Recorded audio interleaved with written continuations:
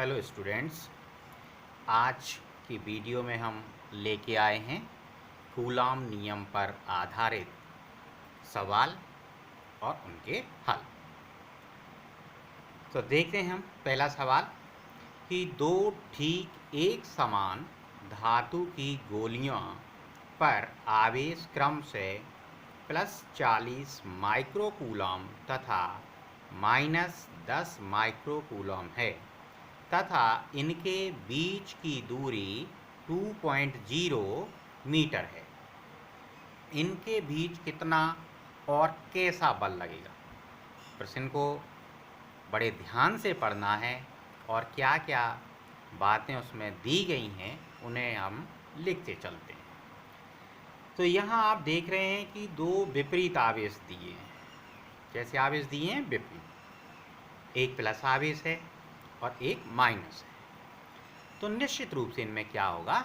आकर्षण होगा। तो हमें ये मालूम पड़ गया कि कैसा बल लगेगा, इनकी प्रकृति कैसी हुई। चलिए अब प्रश्नानुसार हम देखते हैं क्या क्या वैल्यूज हमारे पास उपलब्ध हैं। तो Q1 का मान दिया है कितना? 40 माइक्रोकूलम। माइक्रोकूलम को हम SI पद्धति में चेंज करेंगे कूलम में। तो ये रिलेशन होता है 1 माइक्रोकूलम बराबर होता है 10⁻⁻6 कूलम। ऐसे ही नैनो कूलम भी होता है, कभी आवश्यकता पड़े तो मैंने इसको भी लिख दिया है, आप इसे लर्न कर लें कि 1 नैनो कूलम बराबर होता है 10⁻⁹ कूलम। दूसरा हमें Q2 का मान दिया है -10 माइक्रोकूलम। तो 10 फिर हमने वही माइक्रोकूलम को चेंज कर लिया कूलम में, तो -10 × 10⁻⁻6 कूलम। अच्छा, इनके बीच की दूरी कितनी दी है? 2.0 मीटर दी है। तो ये ठीक दिया है, SI पद्धति में दिया। हमारा प्रयास यही रहता है कि सारी जो वैल्यू हैं वो सभी SI पद्धति में चेंज कर लें। अब हम कूलम नियम से फॉर्मूला लगाते हैं। F बराबर 9 × 10⁹ Q1 Q2/R²। सारी वैल्यूज़ आपके पास हैं, ज़रा इन्हें मान रखते हैं। 9 × 10⁹ Q1 का मान कितना था कि 40 × 10⁻⁻6 रखा। Q2 का मान कितना रखा? 10 × 10⁻⁻6 रखा। R² यानी R की वैल्यू 2 बार है, तो मैंने 2 बार यहाँ लिख दिया है, स्क्वायर की जगह 2 × 2। ठीक, चलो इसे काट दें। 2 से 40 काट दिया, 20 बार आ गया। 2 से फिर 20 को काट दिया, 10 आ गया। ठीक, अब इनके मल्टीप्लाई करके देख लेते हैं। यहाँ कितना आ रहा है? 9। चलिए अब यहाँ पावर देख लो ज़रा कितनी है भाई? 6 ये माइनस की और माइनस की 6 ये कितनी हो गई? 12 हो गई। ठीक है, चलो मैं यहाँ थोड़ा सा आपको सॉल्व करके बता देता हूँ एक कागज़ पे। देखो पहले माइनस माइनस की लिखा कीजिए। ठीक है, तो माइनस की कितनी हो गई पावर? 12 पावर हो गई माइनस की। ठीक, अच्छा प्लस वाली पावर अगर देख लेते हैं तो 9 ये हैं और 1 ये, तो कितनी हो गई इसकी आपके पास? 10 हो गई। ठीक, चलिए और कहीं तो नहीं दिख गई? अच्छा एक ये और है, देखो तो 9, 10 और 1 11, तो ये कितनी हो गई आपके पास? 11 हो गई। अब इसको आप माइनस करें तो माइनस की तुम्हारे पास कितनी पावर बच रही है? 1 पावर। तो ये मैंने लिखा, देखो 10⁻⁻1 बचा है आपके पास। तो इस प्रकार से इसे सॉल्व कर लिया करो। अब इसको आप नीचे ले जाओगे तो 0.9 न्यूटन ऐसे लिख सकते हैं। ठीक, अच्छा प्रकृति के बारे में हमने पहले ही बता दिया कि एक जो आवेश है वो प्लस का है, दूसरा आवेश ऋणात्मक है, तो दोनों में क्या होगा? आकर्षण होगा। ठीक है स्टूडेंट, अगर कोई समस्या है तो आप मेरे से फिर चर्चा कर सकते हैं। चलिए अब दूसरा सवाल हम लेके आए हैं, थोड़ा सा अलग। चलिए देखते हैं इसे। दो धन आवेश हैं जिनका योग कितना दिया? 18 माइक्रोकूलम है। परस्पर 0.1 मीटर की दूरी 0.1 मीटर की दूरी पर स्थित हैं तथा उनके मध्य बल 72 न्यूटन लगता है। आवेशों के मान ज्ञात कीजिए। चलिए देखते हैं भाई। दो धन आवेश हैं, योग कितना दिया है? 18 माइक्रोकूलम। तो दो आवेश हम मान लेते हैं कि एक Q1 है और एक Q2। तो प्रश्नानुसार क्या हो गया कि Q1 + Q2 बराबर 18 माइक्रोकूलम। फिर वही माइक्रोकूलम को आप कूलम में चेंज कर लीजिए, 18 × 10⁻⁻6 कूलम। इसे समीकरण 1 मान लेते हैं, आगे इसका उपयोग किया जाएगा। अच्छा कितनी दूरी पर रखें? तो R का मान दिया है 0.1 मीटर। अच्छा आगे बढ़ते हैं। तथा उनके मध्य बल लग रहा है, बल कितना लग रहा है, 72 न्यूटन का। कितना बल लग रहा है, 72 न्यूटन का बल लग रहा है। तो F बराबर कितनी वैल्यूज हो गई, 72 न्यूटन। जरा कूलम के सूत्र लगाते हैं। F बराबर 9 गुणा 10 की घात 9 Q1 Q2 upon R square. Values put करो। F की जगह 72, ये ऐसे कि ऐसा, Q1 इंटू Q2, R की जगह रख दो 0.1 इंटू 0.1। ठीक, चलिए अब हम क्या करते हैं कि ये 0.1 और ये पॉइंट से हटा के कितना आ गया, यहाँ 100 आ गया, दशमलव हटा दिया। ठीक है, चलिए 9 से 72 को काट दिया, 8 बचा। ठीक, यहाँ कितना है 100, तो 9 और 2 ये हो गई प्लस प्लस की, ये कितनी 11 हो जाएंगी, 11 ये नीचे जाएंगी इधर, और ऊपर ले जाओगे तो काय की हो जाएंगी, माइनस की। तो कुल मिला के Q1 Q2 बराबर कितना आ गया, 8 गुणा 10 की घात माइनस 11 कूलम। ये Q1 Q2। अब एक हम थोड़ा सा एक फार्मूला बना लेते हैं, इसे आप सॉल्व करके देखना। तो ये दोनों जो वैल्यूज़ आएंगी बराबर ही आएंगी। आप a माइनस बी का होल स्क्वायर खोलना या a प्लस बी का होल स्क्वायर खोलना है ना, और -4a इंटू बी लगा लेना। आप इसे सॉल्व करके देखना और बराबर ही वैल्यूज़ आएंगी। नहीं आए तो आप मेरे से डिस्कस करना। चलिए ज़रा देखते हैं। ये हमने एक फार्मूला बना लिया है, Q1 माइनस Q2 का होल स्क्वायर। ये वैल्यू आपके पास है, कितनी दी है, 18 माइक्रो कूलम दी थी। तो 18 गुणा 10 की घात 6 कूलम और ये स्क्वायर लगा 4। Q1 इंटू Q2 की जो वैल्यू अभी ऊपर से निकाली 8 10 टू द पावर -11 कूलम। अच्छा इसका वर्क कर दिया, 18 का वर्क कितना होता है 324।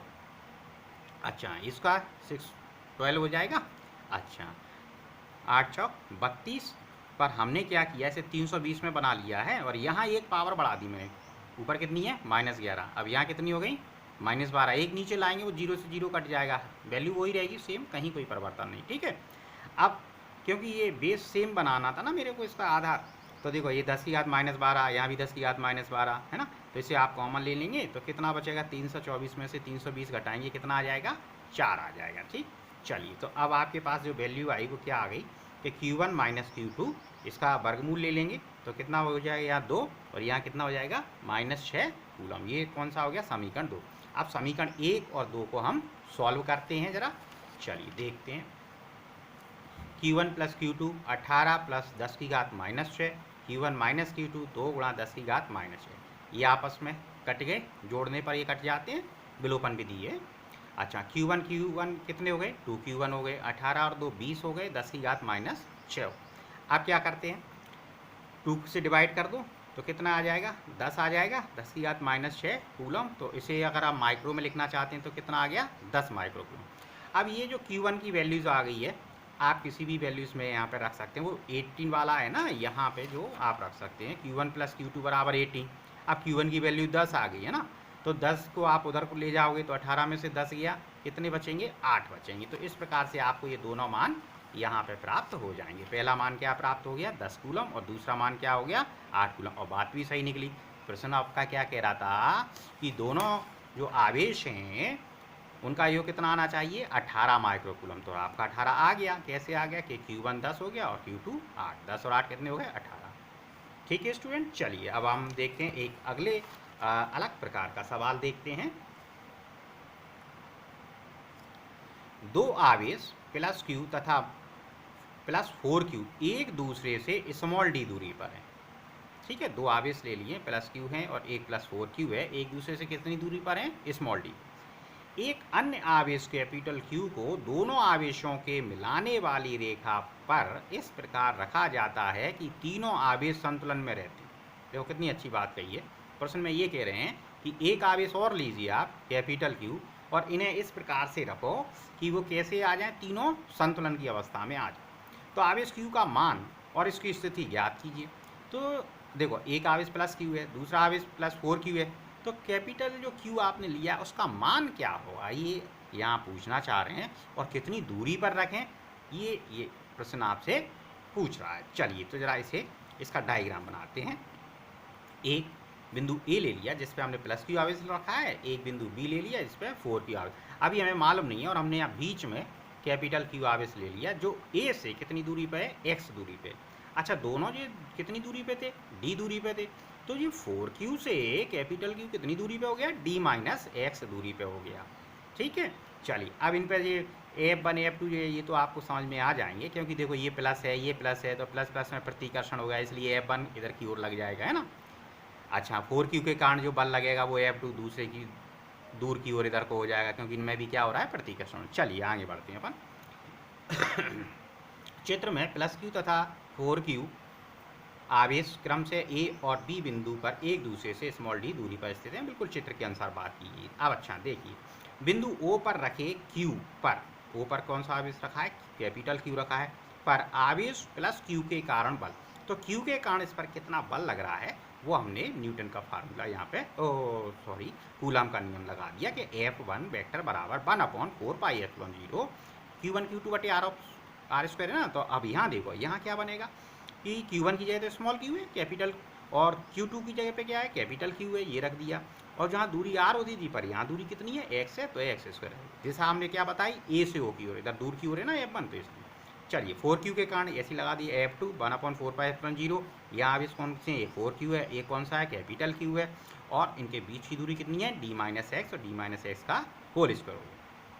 चित्र से स्पष्ट है कि F1 F2 जो हैं एक दूसरे के कैसे हैं, विपरीत दिशा में हैं। तो संतुलन की अवस्था में ऐसे मान हो जाएंगे, ये बराबर हो जाएंगे। तो अब दोनों मान बराबर हो जाएंगे F1 F2, तो इनके मान रख लेते हैं। देखो 1/4πε0 small q capital Q upon x square. ठीक इसी प्रकार 1/4πε0 4Q into Q d - x का होल स्क्वायर।